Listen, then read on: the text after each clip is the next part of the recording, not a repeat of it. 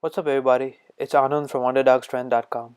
And if you already follow me on Instagram, you probably know that I'm going to be competing this Saturday, November 11th, in the Boss of NorCal Powerlifting meet. It's a USAPL meet, and some of you who have been following me for a while may have known that I've been injured quite a bit a few months ago, and I wasn't really able to train. But the good news is that I've been training for powerlifting again for the past few weeks or so, and training has actually been going really well. So here you can see a clip of me from last Monday, which is my volume day, where I do 5x5 squats, and I'm really focusing or trying to work on my squat depth because, as some of you may know, in the USAPL they're pretty strict about squat depth. So anyway, this as of the time of uploading this video, I'm about 5 days out from my competition. I'm actually really excited about it because for the past few weeks my training has been going really well. And the best thing about this meet is that it's being hosted at my home gym. So I'm already familiar with all the equipment that is going to be used in competition. But more importantly, I'm going to be competing alongside uh, the fellow members at Boss Barbell. These are the people with whom I've trained with for the past few years. So I really look forward to that.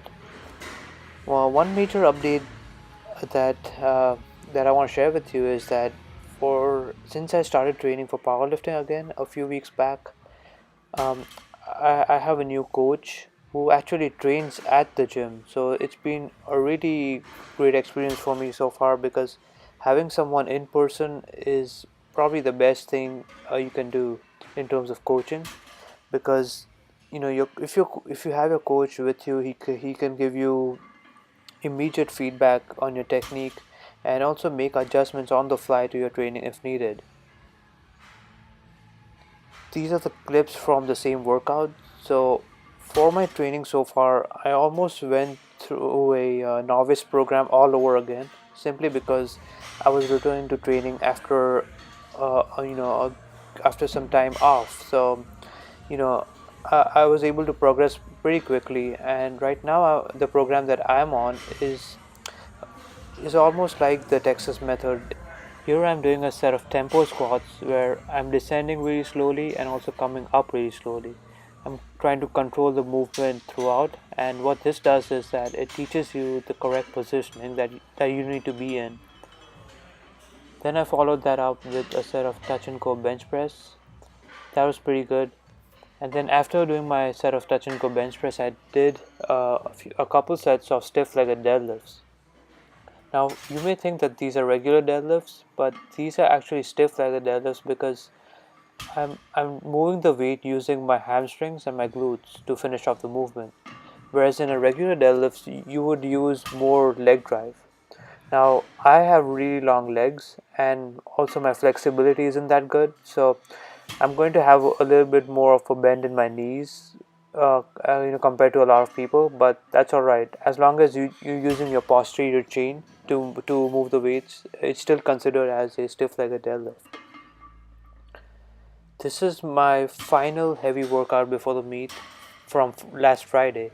So Friday is my intensity day, and here I did a double with 340 pounds. So yeah, this felt pretty heavy, but I was happy with my technique overall, and also my depth looked pretty good. So I really take my time in setting up properly, getting tight, taking a deep breath, and then settling in and taking another deep breath. I also hold my breath. I push out against the belt, and then I squat while holding my breath throughout the movement. And I only exhale after the movement is done. I'm actually in the process of making a detailed squat video on how to squat, where I'll be explaining all of these techniques in great detail. As you can see, my squat looks quite a bit different than a lot of people because I have really long legs, particularly I have really long femurs.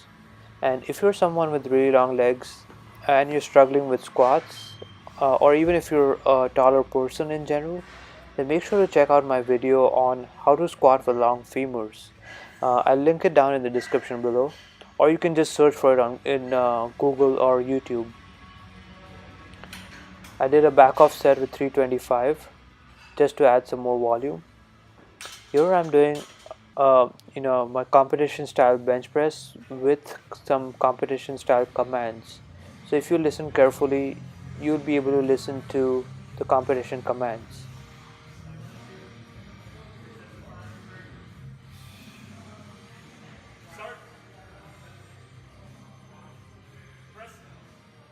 So start, press and rack are the three commands that are used in competition, and it's a good idea to practice these in training just before the meet so that you don't mess it up. And then I followed that with some 3 count pause benches, which is simply an extended pause.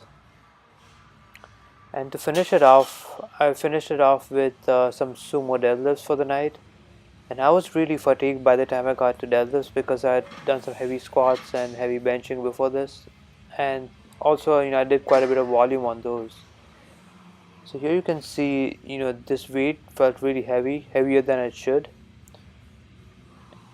And also keep in mind that I'm using an Alico bar, which is a stiff bar, so it's very hard to break it off the floor.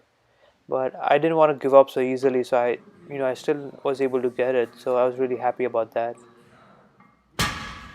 So anyway, I'm super excited about the meet, and I'll make sure to post some videos from the meet on my YouTube channel. But if you want more frequent updates about my training and also some additional content that I post on a daily basis, then make sure to check me out on Instagram at underdog.strength. And I hope your training is going well. If you have any questions for me, make sure to leave them down in the comment section below, or you can email me anytime at anand@underdogstrength.com, and I'll be more than happy to help you out with any of your fitness related questions. Thank you so much for watching, and I hope you have a great week ahead.